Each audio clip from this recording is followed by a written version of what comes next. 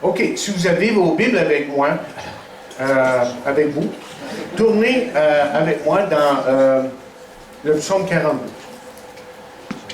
Psaume 42. Et comme je vous le dis, la semaine prochaine, je vais vous apporter un message intitulé « L'arme la plus mortelle de Satan ».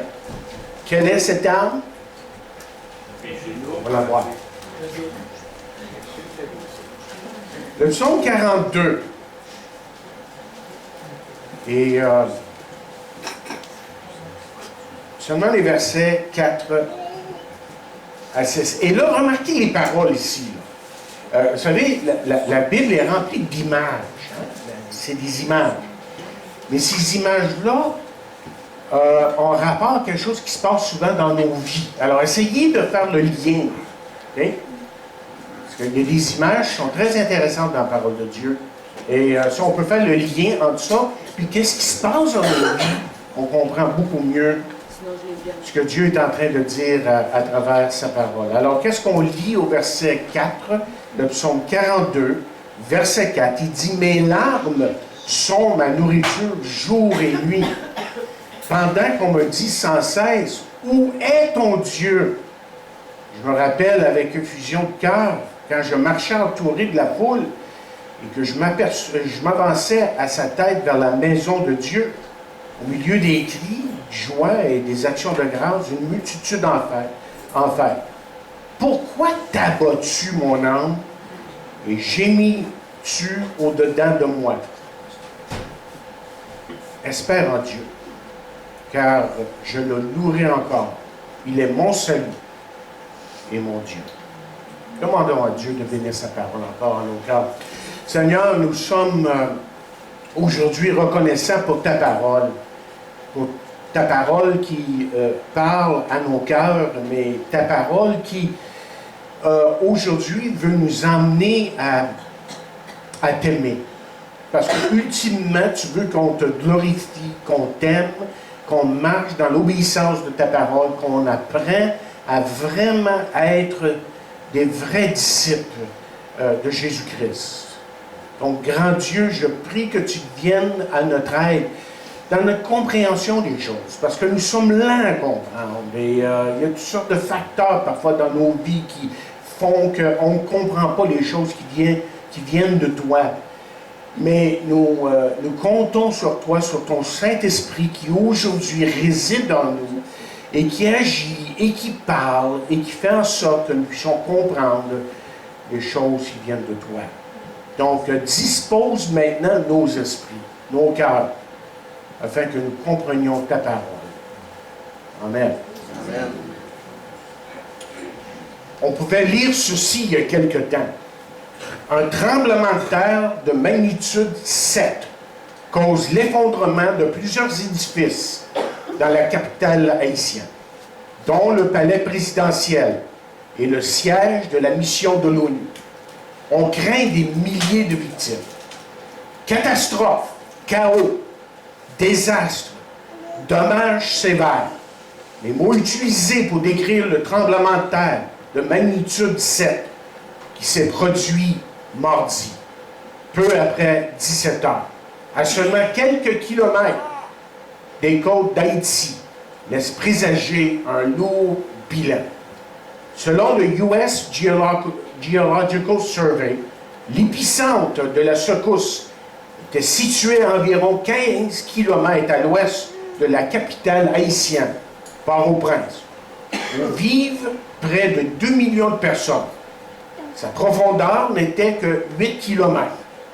D'après un journaliste de l'AFP présent sur la place, la secousse très violente a duré plus d'1 minute, allant jusqu'à faire sauter les véhicules en pleine rue.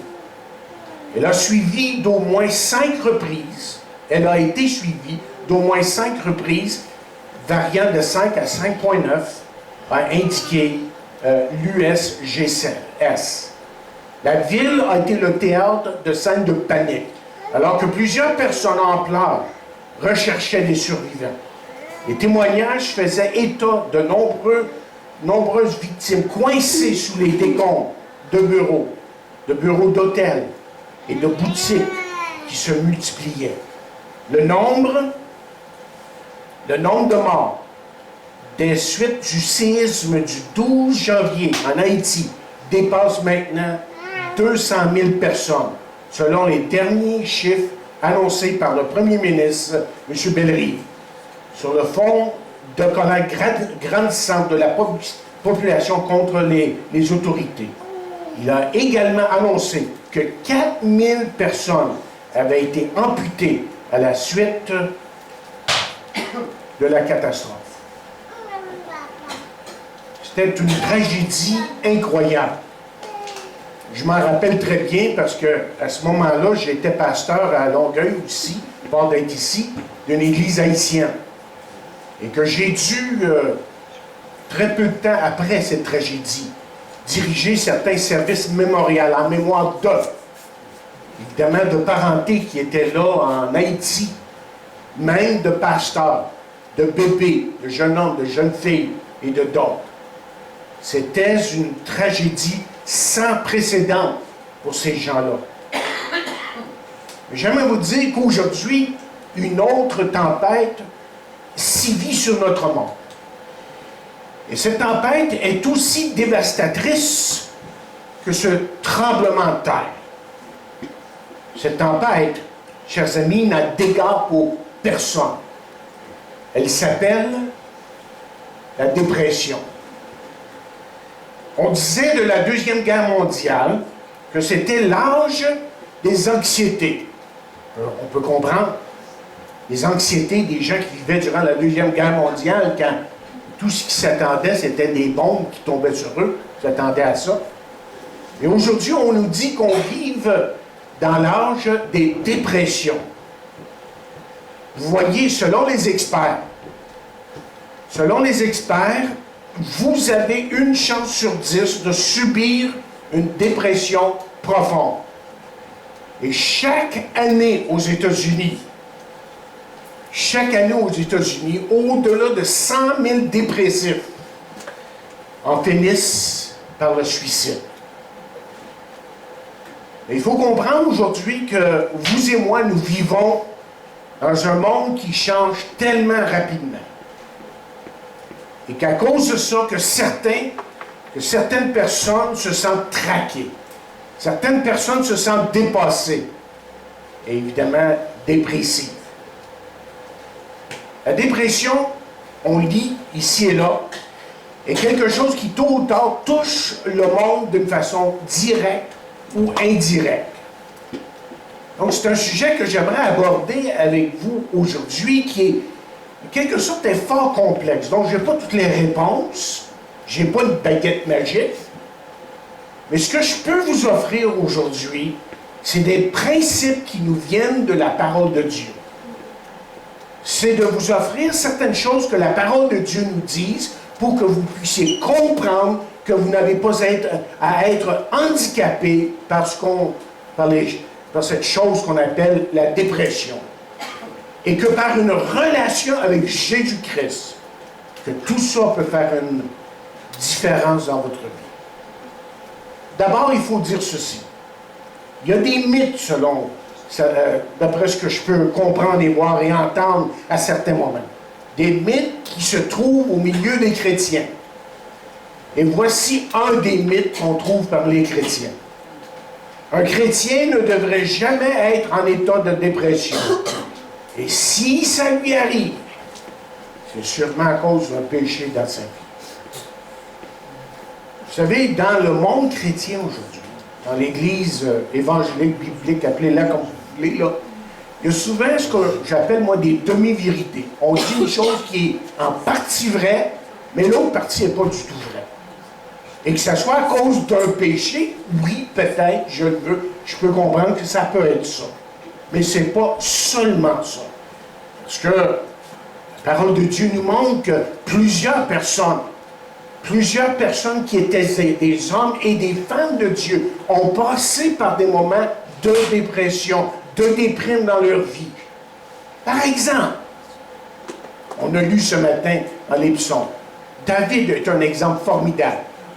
David, dans ses psaumes, nous montre qu'à certains moments, il était dans une sorte de déprime. Il avait comme perdu espoir face à la vie, espoir aux situations qui étaient devant lui. Ensuite, on peut parler d'Élie. Élie, un grand prophète de l'Éternel, après sa grande victoire sur le mont Carmel devant 400 prophètes de Baal, a voulu littéralement mettre fin à ses jours. Et que dire de Job? Job était, vous vous rappelez, un homme juste. Mais Job s'est trouvé à certains moments de sa vie dans de profondes dépressions. Écoutez ces paroles. Il dit pourquoi? Oui, pourquoi donc donne-t-il la lumière aux pauvres malheureux? Pourquoi donner la vie aux hommes accablés? Il continue à dire ailleurs, suis-je vraiment intègre? Je ne le saurais le dire. Je méprise ma vie. Imaginez une personne qui parle comme ça. Je méprise ma vie. Et vous savez quoi? Même Jésus, chers amis, a connu des moments de déprime. Écoutez ces paroles. Il dit, mon âme est triste jusqu'à la mort. Et en plus, on peut venir à un moment plus récent et parler de grands hommes de Dieu qui racontent leurs histoires avec la dépression. Je pense que la semaine dernière, j'ai parlé de John Wesley, qui lui, par exemple, a connu un profond moment de dépression. Et Dieu est venu à son secours, évidemment. Charles Spurgeon, le prince des prédicateurs, je vous en parlais la semaine dernière, a passé par des moments extrêmement difficiles dans sa vie. Et que dire de C.S. Lewis et beaucoup d'autres comme eux. Donc, nous savons une chose, et il faut être au clair là, sur cette question. La dépression plutôt, une profonde dépression peut toucher n'importe qui à certains moments. Ce qui est extrêmement important lorsqu'on se trouve dans cette situation, c'est d'abord de l'admettre. Et c'est là que Dieu peut, lorsqu'on l'admet, peut commencer vraiment une guérison en nous. Parce que vous voyez, on rend service à personne en niant ce fait. Et on ne se rend pas service à soi-même en niant peut-être ce sentiment de déprime et de dépression que nous avons en nous. Et ce que je crains parfois, c'est que certains chrétiens sont tellement spirituels qu'ils deviennent littéralement cruels envers d'autres chrétiens. Parce que vous voyez, ça ne sert à rien. Ça ne sert absolument à rien de dire à quelqu'un qui est dans cette condition de déprime, de lui dire, t'es chrétien, tu ne devrais pas être comme ça. Heureusement que lorsqu'on lit la parole de Dieu, qu'on voit que Dieu est beaucoup plus charitable, que Dieu est plein de grâce envers ceux qui sont dans la déprime, qui sont découragés, qui ont perdu espoir, et que Dieu désire absolument venir à leur secours. Maintenant, examinons le sujet en se posant trois questions importantes. Quelles sont les causes de la dépression? Et rappelez-vous ici qu'on est en train de parler là, d'émotions endommagées.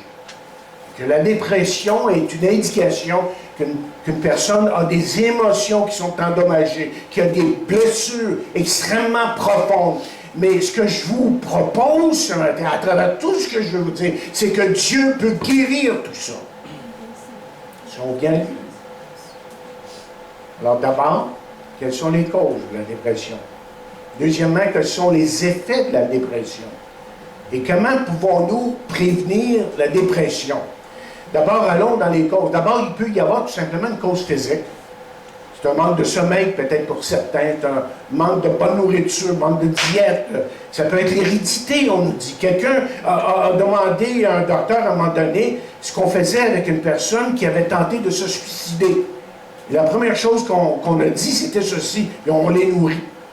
On les nourrit parce qu'il se peut que c'est d'abord une question physique. Et ensuite, la deuxième raison, c'est peut-être leur passé. Un enfant qui n'a pas été aimé, qui s'est senti rejeté toute sa vie, sent peut-être en lui très certainement et continuellement et très souvent même la déprime, une sorte de dépression qui semble le guetter, qui semble être sur lui.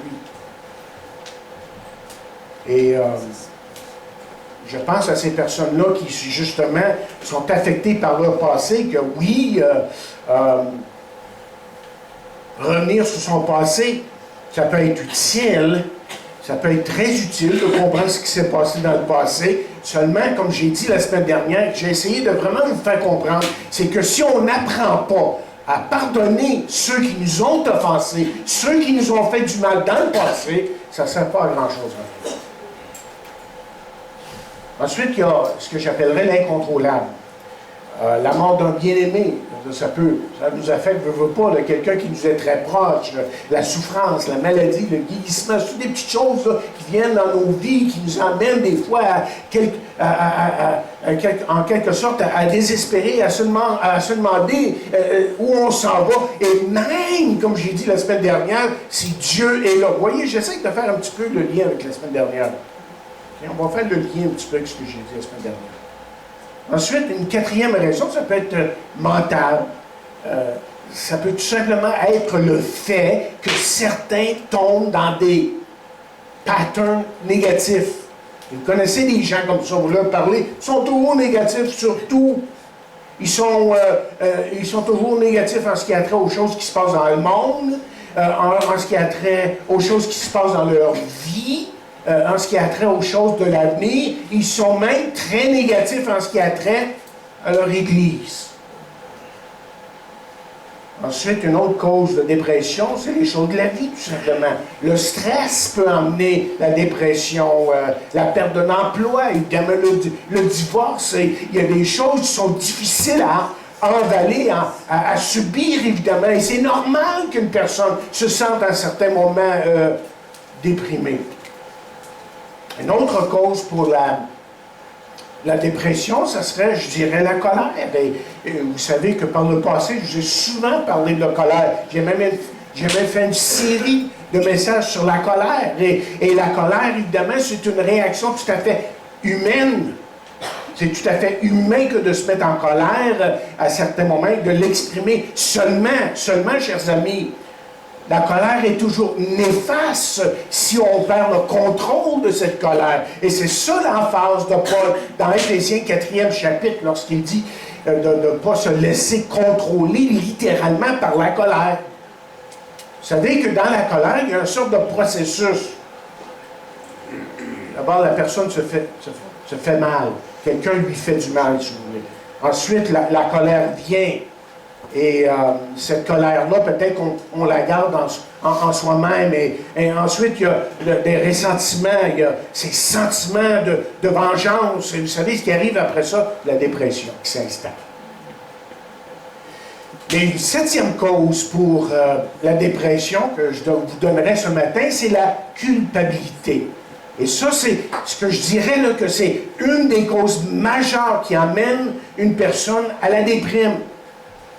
Et quand vous regardez la parole de Dieu, vous étudiez la parole de Dieu, et vous comprenez ce que Dieu veut pour l'homme, si l'homme se sent coupable, c'est que Dieu veut l'emmener à lui. C'est un sort de processus que Dieu permet dans le cœur de l'homme pour l'emmener à lui. Et Dieu offre aux hommes, évidemment, le pardon, une libération, évidemment, de la déprime qui semble à certains moments envahir sa vie, leur vie. Je ne sais pas si c'est comme ça que vous vous sentez ce matin. La déprime, que la dépression, spécialement à ce temps-ci de l'année, où la température est plus ou moins, où vous sentez là, que vraiment que la déprime a pris le dessus dans votre vie.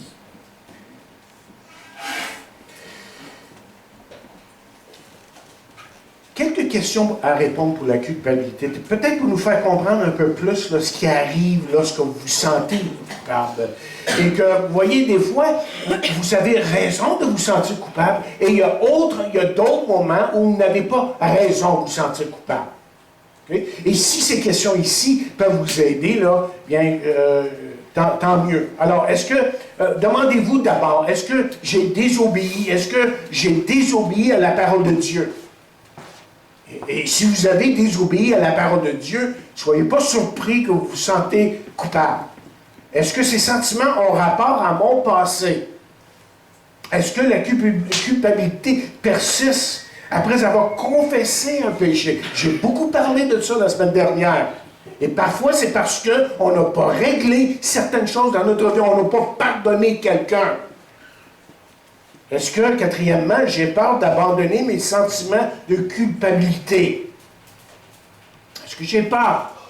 Parce que, vous voyez, quand on ouvre notre vie à Dieu, toutes choses sont nouvelles, nous dit la parole de Dieu. Vous savez que c'est nouveau, justement, et qu'il y en a qui ont peur de ça. Je pense que ma femme me partageait cette semaine dans un livre qui est en train de lire, justement, que le pasteur qui écrivait ce livre-là proposait, faisait écrivait en disant tout simplement qu'il y a des gens qui n'avancent pas parce qu'ils ont en quelque sorte peur de ce que Dieu pourrait faire dans leur vie. Imaginez. Mais ça va jusque-là.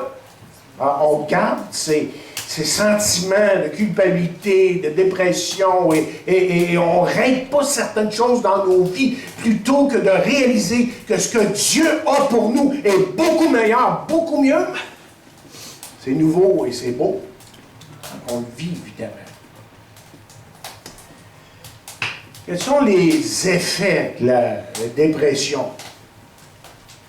D'abord, je pense que c'est bon de spécifier là, que la médecine, évidemment, a fait de grands pas en ce qui a trait à ce que j'appelle la dépression chronique. Et j'ai eu affaire à travers les années, évidemment, dans mon ministère, avec des gens qui sont pris avec la dépression. Et combien d'heures que j'ai passé à prier, à conseiller, à lire la Bible avec eux, à essayer de les diriger pour à penser plus positivement, puis à changer de route dans leur vie. Et là, on a découvert que c'était vraiment quelque chose de médical. À plusieurs reprises, c'est arrivé. Et la personne, après avoir été traitée par un médecin, était beaucoup mieux.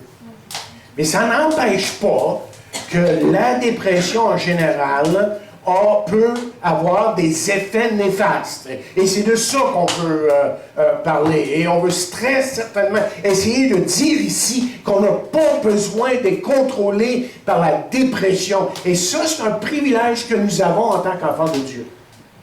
Vous savez que c'est un privilège qu'on a en tant qu'enfant de Dieu parce qu'on est ses enfants, que Dieu s'occupe de nous et que Dieu pourvoit à des choses à ses enfants. Je ne dis pas n'importe qui, là, mais à ses enfants, qui fait en sorte qu'ils peuvent passer à travers des moments difficiles. Et les moments difficiles dans la vie, il y en a pour tout le monde. Quels sont les effets? Bien, d'abord, la personne est misérable et inefficace. Comment dire, ce qu'on découvre d'une personne vraiment dépressive, c'est que tout est difficile. Il n'y a aucun enthousiasme pour quoi que ce soit. Ensuite, il y a ce que j'appelle la réaction masquée. Une personne qui cache aux autres ce qui lui arrive, qui essaie même de se le cacher à lui-même. Et ses gestes sont souvent dénués de sang. Vous vous rappelez ce que je vous ai dit la semaine dernière, que je vous parlais des réactions bizarres que les gens pouvaient avoir dans leur vie à certains moments lorsqu'ils ne pardonnaient pas leur prochain, que leur comportement était littéralement bizarre, incompréhensible. Parfois, c'est des gestes agressifs. On se demande pourquoi cette personne-là est si agressive. Parfois, c'est la colère. C'est le négatif qui est toujours là dans sa vie. Jamais rien de positif. Jamais rien de bon à dire. C'est l'alcool. On se tourne vers l'alcool parce qu'on a besoin d'un petit remontant, comme on dit. Il y a même un dérèglement sexuel pour certains. Vous savez, on masque quelque chose, là. Ça ne va pas à l'intérieur. Donc, on essaie de trouver autre chose pour nous donner un certain degré de soulagement. Et la personne là, qui est dans cet état-là, ce que j'ai vu, ce que peut-être que j'ai expérimenté à certains moments, c'est que à l'intérieur, on pleure, mais à l'extérieur, ça ne paraît pas. Vous savez de quoi je parle ce matin? Vous avez déjà vécu quelque chose comme ça? Si vous n'avez pas vécu quelque chose comme ça, vous êtes chanceux. Vous venez de parler. Parce que je pense qu'on a tous passé là, à un moment donné, là, où on pleurait à l'intérieur, mais à l'extérieur, hey, gloire à Dieu, ça va bien. À l'intérieur, ça n'allait pas, mais pas du tout. Ensuite, un autre effet de la dépression, c'est que les gens se mettent à l'écart. Ils ne sont pas motivés pour rencontrer qui que ce soit. On arrête évidemment de venir à l'Assemblée, à l'Église, à son Église. Et on s'évade devant la télévision pendant des heures et des heures et des heures. Les jeux, la pornographie. Ces choses-là fait là, que ça démontre quelque chose qui se passe, quelque chose qui se passe dans nos vies qui n'est pas correct. On a besoin de régler. Et Dieu peut régler, évidemment. Et évidemment, on peut parler aussi, si on peut parler d'effets de la dépression, du pire. Le pire des conséquences, c'est le suicide. Et ça, on appelle ça l'évasion totale. L'évasion totale.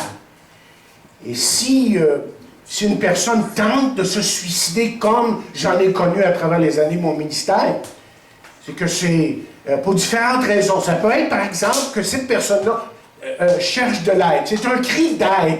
C'est une personne qui désespère là, et qui veut vraiment être aidée. Mais j'ai découvert d'autres choses. Que ça peut être aussi un geste de vengeance.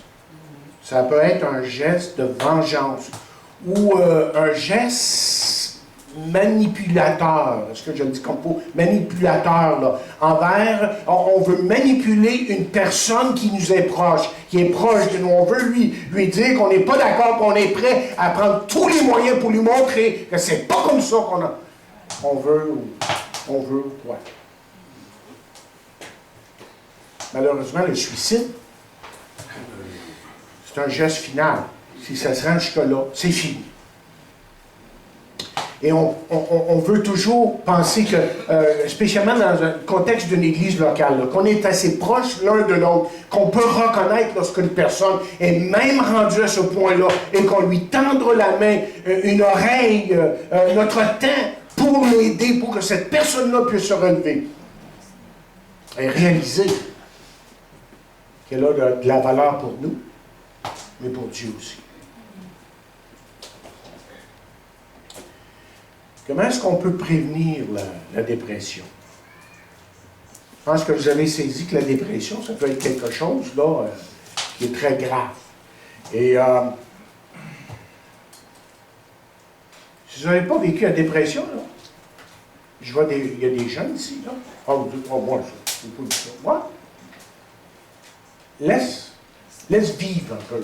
Et tu vas voir ce qui va arriver. Alors, c'est beaucoup mieux que tu sois prévenu.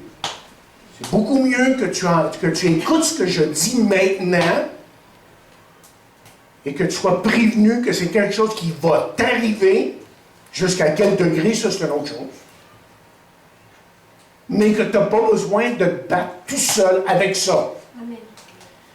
OK? Et moi, je pense qu'il y a eu beaucoup plus de gens qui sont affectés par ce problème qu'on pense. Alors, comment est-ce qu'on peut prévenir la dépression? Comment est-ce qu'on peut éviter les effets néfastes de la dépression? Je ne pense pas avoir toutes les solutions ici, mais peut-être pour vous diriger un petit peu. C'est tellement sommaire ce que je vous donne ce matin. Mais au moins des points de repère, là, juste pour vous aider à dire, OK, je vis ça, mais maintenant, voici ce que je peux faire. Je peux certainement aller plus loin. Je peux aller au-delà de ma dépression. D'abord, la première chose, c'est ceci. OK? Comment prévenir la dépression? Attendez-vous à ce que ça vous arrive. Ça, c'est la première chose. Attendez-vous à ce que ça vous arrive. Je vous l'ai dit tantôt. Je vous ai parlé de grands hommes de Dieu.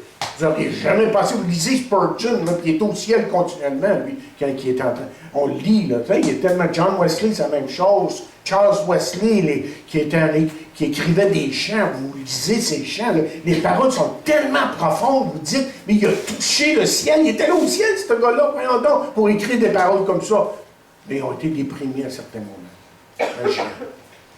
Alors, attendez-vous à ce que ça vous arrive.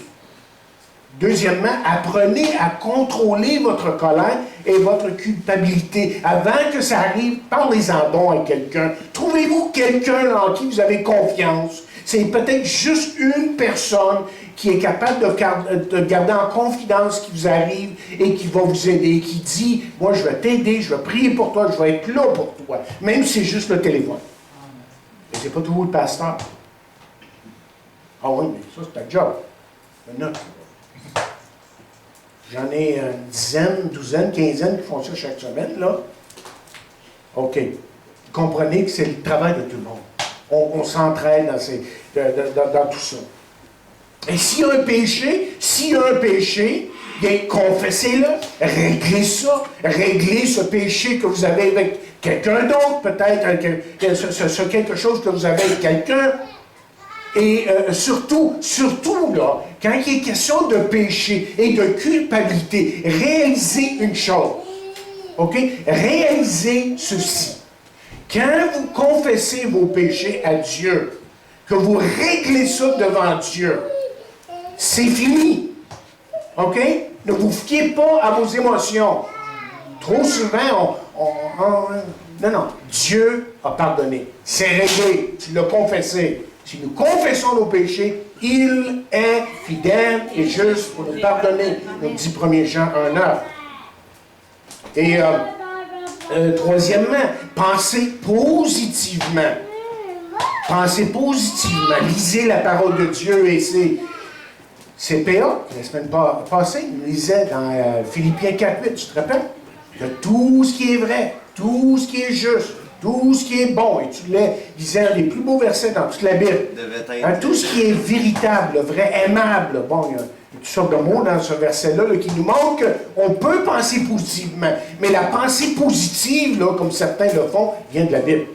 Même les inconvertis vont vers la Bible. Puis vous lisez Carnegie, puis d'autres, puis ils sont en train de citer la Bible. Ah, la Bible a dit ceci, c'est merveilleux, mais ils ne connaissent pas Jésus-Christ.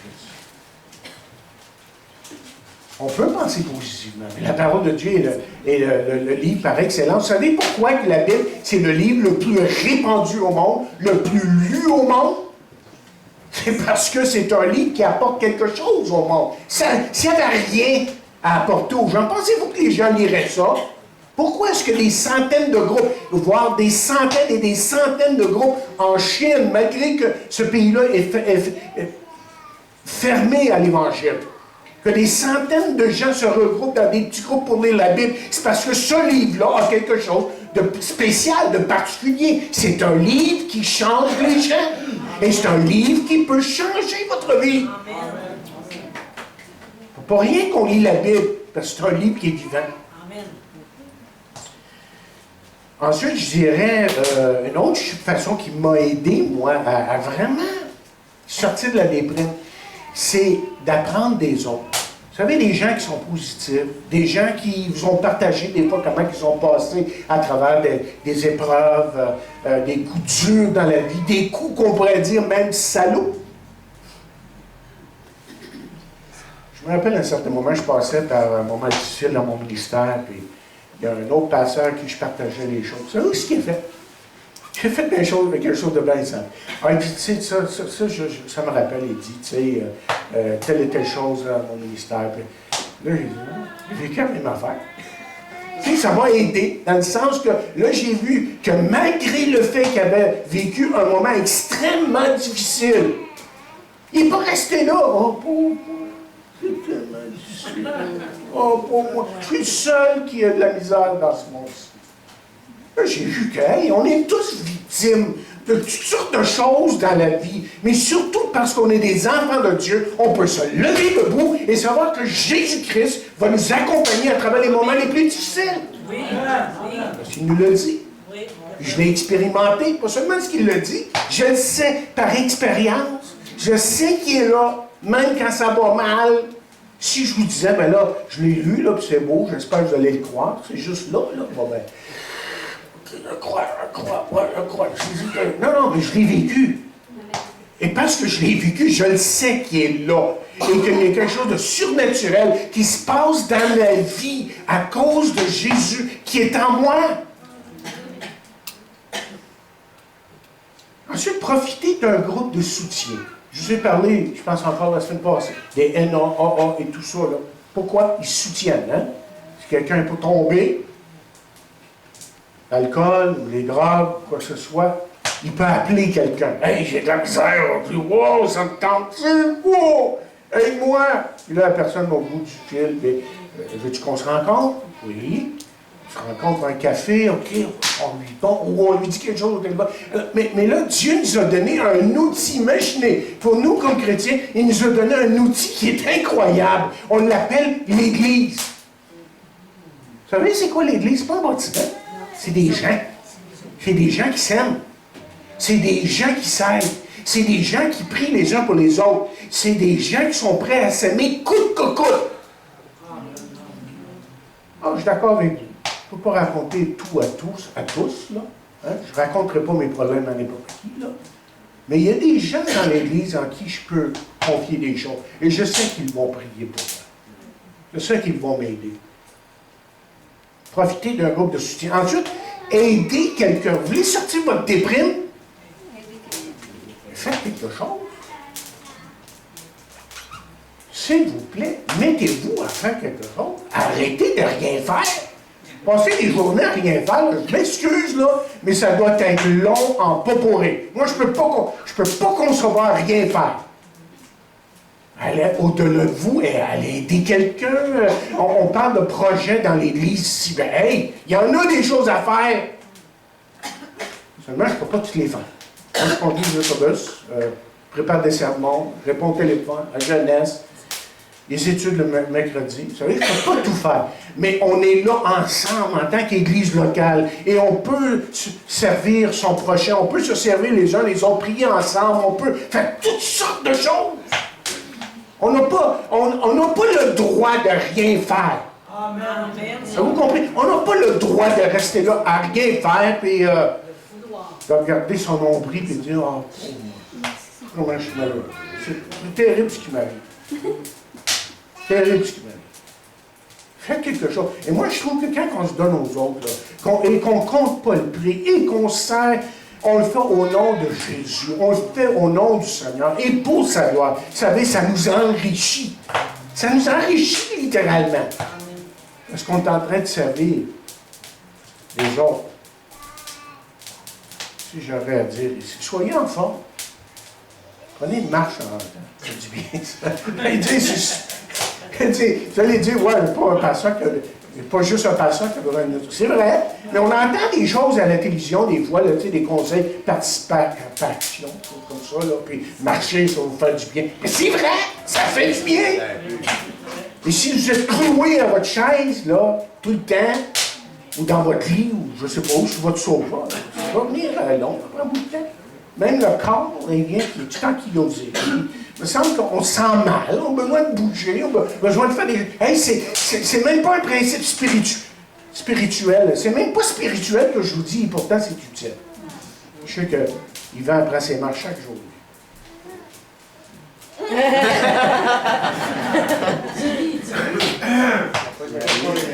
Mais en fin de compte, et ça c'est ce qui est plus important. C'est ce qui est plus important. Écoutez, si vous oubliez tout le reste, là, ce qui est plus important, si on parle de dépression, si on parle de ces émotions qui sont endommagées, le dernier point ici, saisissez-le. Et pourtant, c'est pas compliqué, et c'est pas qu'on n'en a pas parlé dans le passé. Faites confiance à Dieu. Faites confiance à Dieu. Quelqu'un a écrit, la dépression n'est pas d'être rendu au fond du baril. La dépression n'est pas d'être rendu au fond du baril, mais c'est de passer à travers un tunnel. Et j'ai compris quand j'ai lu la déclaration en lisant le reste du chapitre, qui est en train de nous dire que le tunnel peut être extrêmement long à certains moments et extrêmement difficile à s'en sortir tout seul. Et on a besoin d'aide. Et vous n'avez pas été fait pour vous battre tout seul dans la vie. Et vous savez ça? Vous n'êtes pas fait pour ça. Parce que Dieu vous a fait à son image. Et Dieu est là tout le temps, à tout moment, pour vous faire comprendre des choses et pour vous venir en aide. Et cette relation vivante et vibrante que vous avez avec Dieu vous emmène à réaliser que justement, que vous n'êtes pas seul. Mais laissez-moi vous donner 2-3 choses ici, puis ensuite on termine. faites confiance à sa parole. Faites confiance à sa parole. Et je lis ici dans 1er Thessaloniciens, et je vais juste lire, je vais juste lire un verset, je vais lire d'autres, mais il dit, c'est pourquoi nous rendons continuellement grâce à Dieu de ce qu'en recevant la parole de Dieu, que nous vous avons fait entendre, vous l'avez reçue non comme la parole des hommes, mais ainsi qu'elle est véritablement, comme la parole de Dieu. Regardez ce qu'il dit après. Qui agit en vous qui croyez. Qui agit en vous qui croyez. Autrement dit, quand vous lisez la parole de Dieu, vous vous nourrissez de la parole de Dieu. Il y a quelque chose qui se passe, qui est miraculeux dans votre vie. C'est Dieu qui est en train d'agir. Mais mettez ce livre-là dans le tiroir, puis lisez-le pas, là, vous allez voir ce qui vous arrive. La déprime vous poigne à tout coup. Mais laissez Dieu faire partie de votre vie. Laissez-le lui vous parler. Alors, c'est par sa parole qu'il vous parle en principe aujourd'hui. Ensuite, faites confiance à sa puissance qui est en vous. Si vous êtes son enfant, Jésus est dans votre vie maintenant, aujourd'hui. Et Paul a dit, notre capacité vient de Dieu. Ce qu'on réussit à faire, ce n'est pas parce qu'on est plus fin, plus smart, plus intelligent qu'un autre, c'est parce que Dieu nous donne la capacité de le faire. Alors, quand pour la dernière fois, avez-vous vraiment fait confiance à Dieu? Lui avez-vous demandé, Seigneur, oh, aide-moi, comme David l'a dit, par exemple. Ensuite, faites confiance à sa miséricorde et à sa grâce. Parce que vous voyez ce que vous devez savoir, ce que vous devez comprendre aujourd'hui. Et c'est tellement important, c'est que vous serez toujours aimé de Dieu, malgré vous. Vous comprenez ce que j'ai dit là? Vous serez toujours aimé de Dieu malgré vous. Il y aura beaucoup de choses à dire sur ça. Mais recevez sa miséricorde et sa grâce. Ensuite, faites confiance à Dieu en ce qui a trait à votre avenir. Peut-être l'avenir vous semble incertain. Vous avez vécu quelque chose de difficile dans votre vie. Vous dites, wow, on va où? Avec tout ça, là, c'est difficile, c'est pas clair. Et c'est vrai que la vie n'est pas difficile et devenir un chrétien n'est pas un vaccin contre la dépression ou les difficultés de la vie.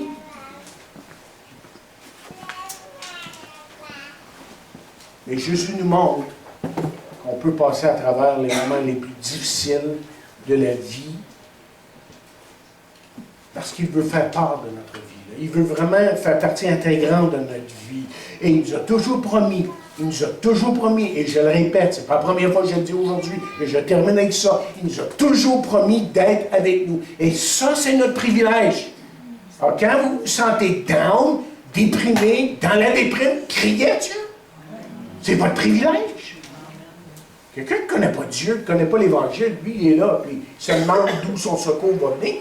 Mais le psalmiste dit, avez-vous remarqué dans ce qu'on a lu ce matin au début, il dit, espère en Dieu. C'est ça qu'il est en train de nous dire ce matin. Vous voyez comment ça s'applique, la parole de Dieu? Je lis ça, moi, là, cette semaine. C'est vrai, Seigneur. Hey, c'est pas facile ce que je vis cette semaine. C'est difficile. Et là, tout d'un coup, l'Esprit de Dieu, où je suis en train de lire la Bible, espère en Dieu. C'est vrai. Je suis en train d'oublier ça. Pourtant, je suis un chrétien. Je connais la Bible depuis des années. Et j'ai besoin qu'on me le rappelle. Espère en Dieu. Et là, je me mets à espérer en lui, à le prier, puis à me confier, puis à lui dire des choses que je ne dirais jamais à personne, même peut-être pas à ma femme. Et je lui dis ces choses-là, et bon, là, on va me questionner après. Vous comprenez ce que je suis en train de dire, là? Cette intimité-là, fait qu'on ouvre son cœur à Dieu. Dieu, lui, vous ne le voyez pas avec les yeux de votre corps, là, mais il y a les yeux de votre cœur. Dieu connaît votre cœur. Dieu connaît votre cœur. D'où vient la haine? D'où vient l'égoïsme? D'où viennent les adultères? Ça vient du cœur, là. Vous voyez? Ça vient du cœur. Quand Dieu transforme le cœur, hein, c'est ça qu'il veut faire, Hein, d'abord, la haine, l'égoïsme et les adultères et tout le reste du catalogue du péché, des choses qu'on ne voit pas là, avec l'action produite. Hein? C'est là dans nos cœurs. Non, on a de la haine contre quelqu'un. On ne l'a peut-être pas encore exprimé verbalement dans nos actions, mais c'est là. Puis là, Dieu dit, wow! C'est ce qu'on est en train de prendre dans le sermon de la montagne. Je peux changer ton cœur. Laisse-moi changer ton cœur avant que ça aille trop loin. Puis là, on se repent, puis il nous change. Parce que c'est un Dieu qui veut changer notre cœur. Dieu, notre